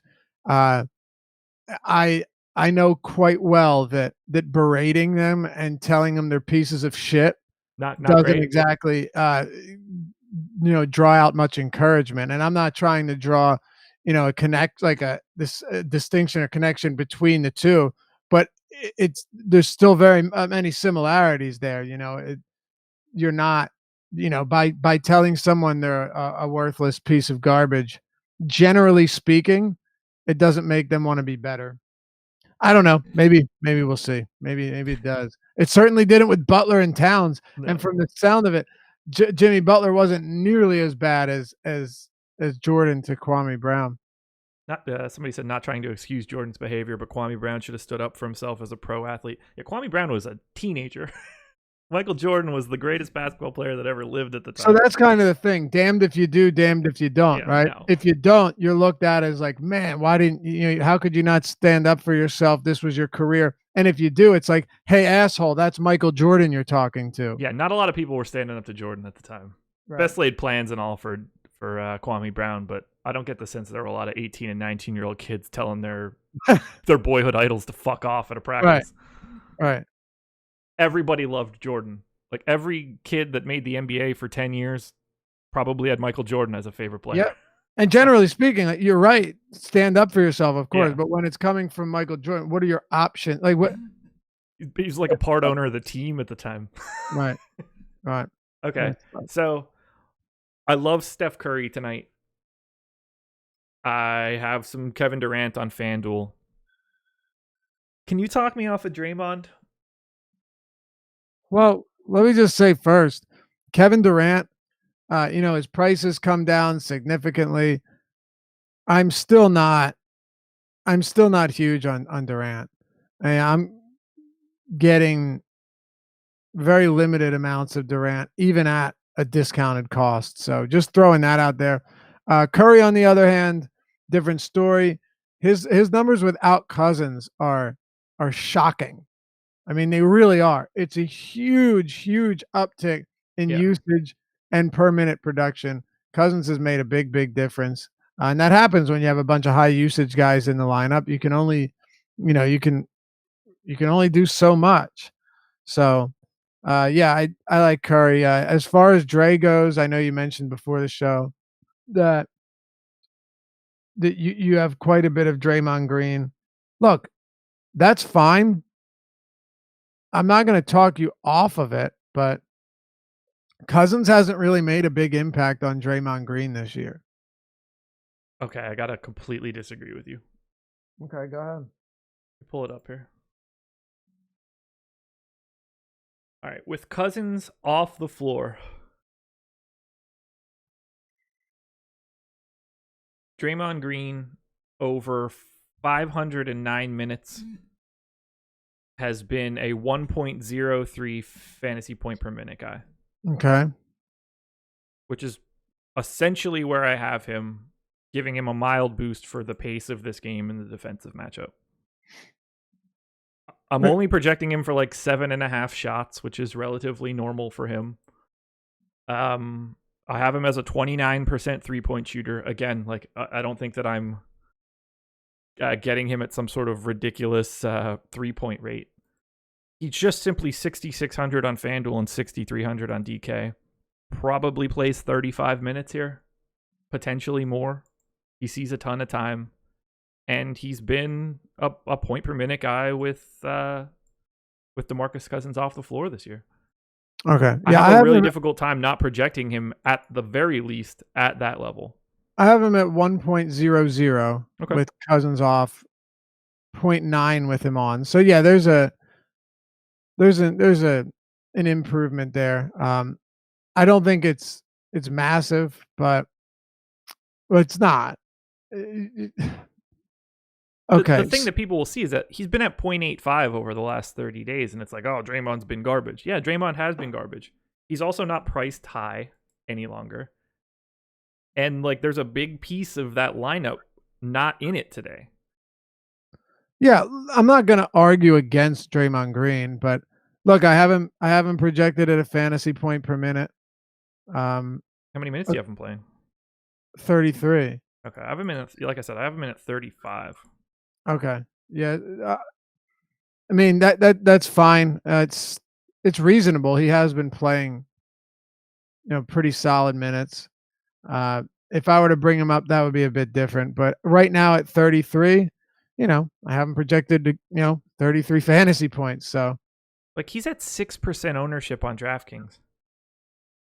I don't understand. I can't imagine getting there. I think the big thing with Green is it's just what's the guy's ceiling at this rate? I don't know. Could he still get there? Is there that triple double upside in there? I guess so. Yeah. But like his ceiling isn't what his ceiling used to be. No, because he's $6,600 or $6,300 on DraftKings. Jay Good says Laffy hates Draymond. I don't hate Dray. I don't hate him. No, I don't. He's very vanilla for me. That's all. Yeah, like I'm not super fond of it or anything. He's just, there were times at the beginning of the season where he was like 8K. Right. That's not this Draymond. Yeah. I don't know. With Cousins off, I can't help but not look closer at him because he's been steady. He's been a steady 1 per minute guy, and that's really good for someone that plays a lot of minutes. Sure. So I can't stop him from popping up. He's like my kryptonite for today. It's weird. If I were okay, let's say I put him at 34 minutes at a fantasy point per minute. I'm still not getting a lot of him. Really? Yeah, I mean 34 fantasy points at 6,300 is not bad, but it's not crazy high either. So yeah, we'll see. Obviously going to make some adjustments to everything, but right now, getting some Draymond, not a ton. Okay. Which I'd actually be okay with. Like if I had 10-15% Draymond, I'd be okay with that. Not 40. 40? Yeah, I mean that's a lot. How do you feel about 75 on FanDuel? 75 is that what you have right now? Yeah. Now, I'm not playing 75% Draymond Green on FanDuel, so I need people to understand that when they see it. But yeah, I mean he's my most exposed guy. I can say this much: power forward on FanDuel really isn't that great. It is not. So if you could make it like Frank Kaminsky, sure. Just looking at some of the guys at the bottom, Marvin Williams, these are guys that you're not supremely confident in, but they're there. Kyle Kuzma. Sabonis is another one. We'll get to him if he's getting 25 minutes. I think it's interesting. Kuzma and then Dre and Tobias, but I'm not paying 8,200 for Montrezl Harrell. Right. And I don't see myself getting up to John Collins as the highest priced power forward either. So 75 is a lot, but I see Draymond being more appealing on FanDuel for sure. Yeah, and look, I'll never have 75% in this spot. Draymond shouldn't be $1,600 cheaper than Montrezl Harrell. No, not at all. Harrell's playing really well, but you're not going to keep producing 2 fantasy points per minute at 25 minutes a game. Nope. So I'm going to have a lot of the Warriors. Curry is like the guy that I want the most. Okay. Of him and Durant. I don't have much Durant on DraftKings. FanDuel, because of positions, it's completely different. And then I'm going to have quite a bit of Dre. Sounds good to me. 2 more games. Hour and a half in. We'll be all right. I love it, man. I love it so much. We'll I live for these Tuesday, Thursday shows. We don't have much to say on that last one either way. Kings and Nets. 1-8. Yeah, hit that like button, people. 118 point nothing. 118.00 implied total for the Kings. 114 for the Nets. This is a quick game. Defenses are solid, but the pace of this game should be really fun. Let's start with Bagley. Do you have him ramping up minutes here? Let's see. So here's where I'm at on Bagley. This was the concern. So the big concern was once Bielitsa returned to the rotation and out of the doghouse, it made it a little bit more difficult to really gauge what we're going to see, right? So Bagley, since returning on the 14th, has played 19, 20, and 21 minutes. Bielitsa over that span has played 27, 19, and 18 minutes. So his minutes are going down. Bagley's very slowly climbing upwards. Meanwhile, Bogdanovic, 18, 26, 23. He's really been all over the map. This is a team right now with the front court and the small forward position. When you mix in Bogdanovic and Bielitsa, it makes it kind of tough, man. It really does. Factor in Harrison Barnes too. Here's another one. Mind you, that last game was a blowout, but 35, 33, 30 minutes. Again, a blowout. He lost minutes there. So Bagley, if Bagley could get his minutes up, but is Bielitsa going to go back to not really playing at all? I do love the prospect of playing Bagley today for a simple reason is his price tag has come down a lot. I mean, he was 6,700 when he got hurt. He's down to 5,400. If he gets up to 27 minutes today, will it happen? I don't know. It's hard to believe it wouldn't, though, right? Yeah, I gave him 24. I don't have any idea. Right, neither do I. That's the problem. And the only thing here is Dave Yeager just going to keep it? Is he just going to? I don't want to say keep him in bubble wrap to close out the season, but they're no longer in playoff contention. No. Is Bagley just going to play 21, 22 minutes per game to close out the year because, the Kings are 7 games out of a playoff spot or 6 games out of the playoff spot, whereas they were still fighting when he got injured? That's the tough thing. But I really don't have an issue getting like some ownership when it comes to Bagley, because he's going to be virtually unowned across the board. He's down at a price where if Yeager does give him 26 to 28 minutes, he can be a massive difference maker against a Brooklyn team that defensively scares me none in a game with a 233 total. So very risky, of course, but now that his price has come down so much, if Yeager gives him more minutes, Bagley could just destroy tonight. I want to play him. I don't know what to do with his minutes. Well, like I said, this is I'm talking if you got even 10% Bagley, you're going to be 5 times above the field, Yeah. So oh my God, yeah. I'm not talking about a lot, but just getting in. I would be all right with getting in a little bit. And here's the reason, man. This is one reason. I'll keep it short. Even if Bagley plays 22 minutes, he can still give you 33 fantasy points, at 5,400. That's not going to kill you. No. So that's the thing I like about him is knowing that even if he doesn't get the minutes I'm hoping for and gets what he's been playing, right? Say plays 22, that's not a death sentence either. Only guy I really want from Sacramento is Buddy Hield, particularly on FanDuel. De'Aaron Fox is pretty chalky, and I'm not really getting there as much. Like I only have 13, but we have him at 28. Do you like Fox? Yeah.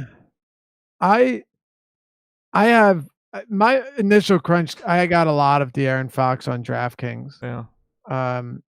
7. See, this is what I was talking about when you're talking about how cheap, how underpriced really is Chris Paul. Because I got a lot of him and Fox initially because I'm giving Fox, pretty heavy minutes and facing a Brooklyn team that's also playing at an elevated pace. Defensive backcourt for them is really not all that impressive. Fox does not live and die from behind the 3-point line, which benefits him against Kenny Atkinson's team that limits 3-pointers really well. Yeah, that's a spot where I would likely end up with a good amount of Fox, but he is going to be popular. This is where I'd probably be very okay matching the field. Yeah, I don't have any problem getting to him. He grades out similarly to everybody else. Like, I basically have Harden, Simmons, Walker, Russell, Trae Young, Lou Will, Rondo as all like the same sort of guys Right. relative to their salary. I only have Paul and Bledsoe like pretty clearly ahead of Fox. Okay. I would let ownership like hash out everything else. Like I'd Right. rather go to Lou Will at 9 if De'Aaron Fox is 28. The issue I have here, Josh, is simply Fox was playing a lot of minutes when they were still, feigning interest in the playoff race. Yeah. I have some trepidation concerning the minutes going forward. Like, yeah, for Fox, sure. Because look, if Fox plays 32 minutes, then you don't really want him all that much. Exactly. Because he's playing 37, 38 minutes as they were just trying to stay afloat. And then 29 minutes against the Sixers. That was a very competitive game. 25 minutes against the Bulls.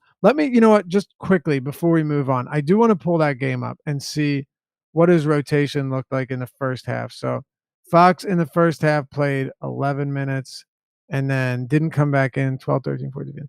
Played around 15 minutes. Then played 10 minutes again to start the second half. That's 25. If he played the same rotation that he did in the first half, he would have only played about 29, 30 minutes there. But he probably would have come in earlier in the fourth quarter if that was more competitive. Again, that scares me though. I need all the minutes I can get when it comes to Fox, and I don't know if they're going to be there tonight playing for nothing. They are at home, but who knows? Yeah, like I'll only have a little bit. It's mostly just healed for me, and that's pretty much FanDuel. I don't mind him on DK, but I'm only with the field. Right. Brooklyn. I'm getting a bit of Joe Harris at 4,300 on FanDuel. I'm getting a little bit of Russell, a little bit of Allen, nothing crazy on both sites. We need to have a conversation about Karis LeVert. Yeah. Before we do, I just looked over that last game against Philly. Yeah. That was competitive pretty much throughout. I am going to go ahead and bring the minutes down a little bit here for all of them. Buddy Hield only played 31 minutes in that game. Yeah. He had been playing, significantly more minutes. Yeah, I think it's important to point that out. I'm a little bit nervous about that now. So That's fair. I'm going to bring them down from where they were. All right. Where are you at on LeVert? I am basically uninterested. I can't stand this guy. He's 5,200 on FanDuel, 4,900 on DraftKings. But the real kicker, 29% expected ownership on FanDuel, 26 on DraftKings. Outrageous. I got 2 and 1. I gave him 26 minutes. Like, I don't even think that I'm like shortchanging him by anything crazy. I have him at 27, but I can give him 28. It's not really going to change. I'm not going to get him to 29% on FanDuel. Dude, it's just so crazy that this unending love for Karis LeVert. He is if Karis LeVert, I don't say this, personally, so there's sensitive people out there, cool your jets. If Karis LeVert never played another game, I'd be fine with that. Because from a fantasy stance, or at least put him on another team. Like, from a fantasy standpoint, it's just impossible to project it. So if he's going to be popular, I will happily back off entirely. No thank you. Yeah. I'm with you. I don't understand the ownership unless we're missing something and somebody is out. No, he's sub 5K. You got your psychological influence there. He's less than 5K on DraftKings. He's facing Sacramento. Yeah. He played 32 minutes last game. But, dude, even if he plays 30 minutes, it's just, I'm all right, man. Okay, cool. Yeah, Joe Harris at 4,300 on FanDuel is the only thing that really stands out to me off of the Nets. So, okay, then I think we're a little different here. Oh, on FanDuel. I'm sorry, on FanDuel. Yeah. The only reason I'm mentioning it is because of like the way the positions break down. He just grades out really well at a empty position. Small forward blows constantly. I still think Dinwiddie's pretty viable at 5,800 on FanDuel. I didn't get as much as I thought I would get. Yeah, even if you didn't, like, he's still not. I mean, Dinwiddie at that price is still pretty appealing to me for For a sure. couple. And you know that Atkinson will run him 30 plus minutes. That's not to say it'll happen every game, but since returning, he's played 30 minutes or more in 3 of his last 6. Yeah, I 2 of gave them. him 29. Okay, I that's should fine. probably give him another minute. The Detroit game where they held him to 75 points and won by almost 30. He played 25 minutes. He was going to play 30, no question. The OKC game, I think that was just, whatever. And then the Utah game was a blowout, played 24. So I have no problem giving Dinwiddie 30 minutes, 29 minutes. And if that's the case, I think you'll probably end up with a decent amount of him. Yeah. I like him. I don't mind him on DraftKings either. No, neither do I. I just gave him an extra minute. I'll probably be right around the field when all is said and done here. What about Russell on DraftKings at 7,400? I'm under the field, but I got 17%. Like, I want to have some. He's been at like 1.3 fantasy points per minute, even with Dinwiddie back. Still monstrous usage. Right. It's a good spot in terms of pace. So I'll have some exposure to Russell. I might not get all the way up to the chalk line, but he's not a nothing for me. I mean, I have more Russell than anybody else on Brooklyn. Okay, makes sense. I don't like playing these two guys together, even if they can play minutes together. It's not to say I won't, but this slate for 6 games is actually jam-packed with, pace-up spots and great matchups and underpriced guys. I'll probably try to avoid playing both of them in the same lineup too much. Yeah. It's personal. I agree. Want to close it out? Let's do it, man. Clippers. Oh, wait. Jarrett Allen, any thoughts? The same thoughts I have every day for Jarrett Allen. I'll have some. It's fine. Don't play him with Ed Davis. I'll have some Ed Davis on FanDuel. I don't know. Jarrett Allen is a routine disappointment, but you have to because like he'll be priced at a level where it's just like, whatever. And then he'll go for 40 like once every 2 weeks. Right. And then the other games are super disappointing. Yeah. So I always have 5 to 10% Jarrett Allen, and today will be no exception. Yeah, I think you're on. That makes sense to me for sure. Clippers and Pacers, 3%, and we have very little to talk about here, in my opinion. I don't have a single guy in this game on DraftKings more than 10%. Clippers are favored by 5. Not a particularly quick matchup. Pace down spot for LA. I have Zubac at 10% ownership on FanDuel. I don't have another Clipper above that number on either site. I basically just don't have anything here, and nor does the public. No one above 10% on FanDuel or DK. On the Clippers or in the game? Clippers. Okay. I was going to say I'm a little different than you if it's on the game. No, Clippers. Me neither. Okay. I don't. Pacers playing second of a back-to-back, though, for whatever that's worth.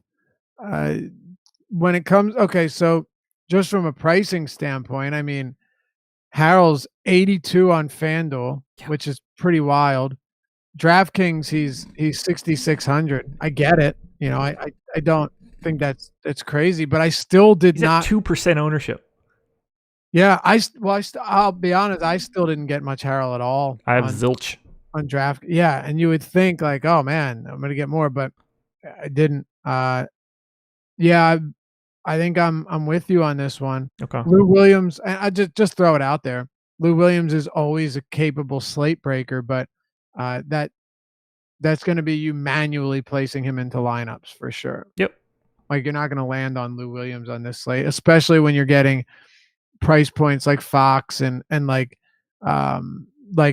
Paul and Heald and Butler. It's and Middleton even and Bledsoe. It's landing on Williams is going to be tough. I don't have anything else for the Clippers. You want to talk Pacers? Let's do it. Miles Turner, 19% ownership on FanDuel, 7,700. He's 27% owned on DraftKings, 6,200. Are you getting to Miles Turner? Initially, yeah, I got quite a bit of Miles Turner actually. Okay. On DraftKings, I didn't run anything on FanDuel, but look, if I'm getting 31 minutes a game from Miles Turner, which is what we've been seeing when he's Some games we're actually getting more than that. You have 31 minutes. You have a pretty appealing matchup. He's a 1.12 DraftKings point per minute guy on the season.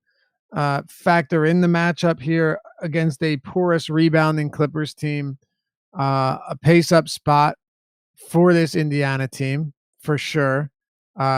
Clippers since the All-Star or since the trade deadline are playing at the third fastest pace in the league, 104 possessions per 48. Pretty significant when you consider the Pacers are 29th at just shy of 97 possessions. So you're talking about a 7+ possession differential here.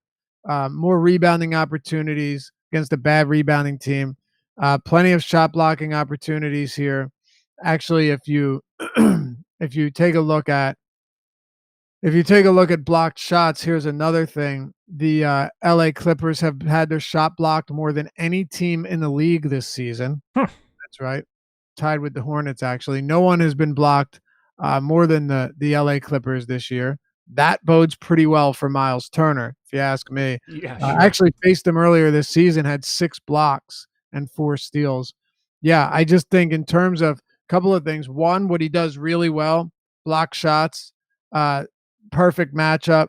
And then 2, not the best rebounder, but the added possessions against a bad rebounding team should benefit him a little bit. He only had 2 rebounds against them earlier this season, still had 45 fantasy points. I do like Turner at 6,200. I think that is a very reasonable price point in a significant pace-up spot. I don't have much. I understand why he's getting the ownership.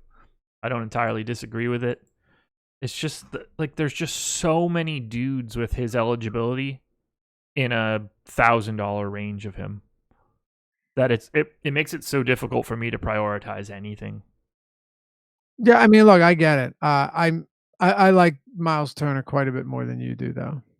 Yeah, like I got like 8 or 9%, I think, right now. I have him in for 30 minutes. Yeah, he's just kind of there. I mean, I could probably afford to offload a little bit of that Draymond Green exposure to him. Yeah, just a bit, huh? Yeah. So I would expect to have Turner creep up into like the teens, and yeah, and then I'm happy about where I'm at. Yeah, that's fine. Yeah, I mean, I just from a matchup standpoint, it looks really good. It doesn't get better. So no, it doesn't. If Clippers don't shoot a lot of threes. They take a lot of shots either in the short mid range or at the rim, and that plays right into Miles Turner's hands. Right, exactly. Yeah, I'm getting in the teens of Thad Young and Bojan on FanDuel. I don't really have much of these guys on DraftKings. Everybody between Sabonis, Bojan, Collison, Thad Young, Miles Turner between 57 and 62 on DK. And it's like, oh yeah, of course they are because they're the Pacers and everybody's the same. Right. Yeah. Tell me about it.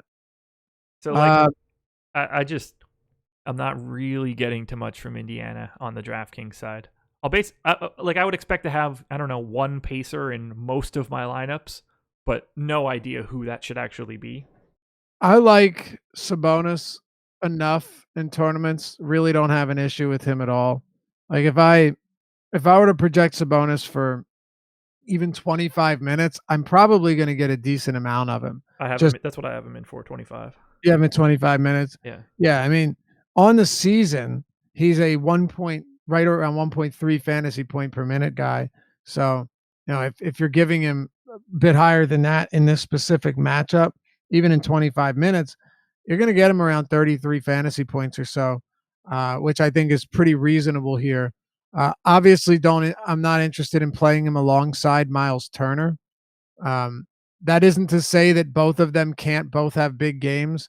I just think on this slate, like I was saying with Russell and Dinwiddie, it's not necessary because you still, to some extent, are capping the ceiling there. For sure, you are. Yeah, even if they both get the minutes, like you could, like you were saying, there's so many guys within $1,000 that playing both of the centers in the same lineup on another slate might make a lot of sense. Tonight, I don't really see the logic to it. No, there's just an overwhelming amount of dudes in that price range. Like, I like both of them, though. Just so we're clear, I do like both of them. Yeah, like if we have Sabonis at 57, ignoring any of our own opinions.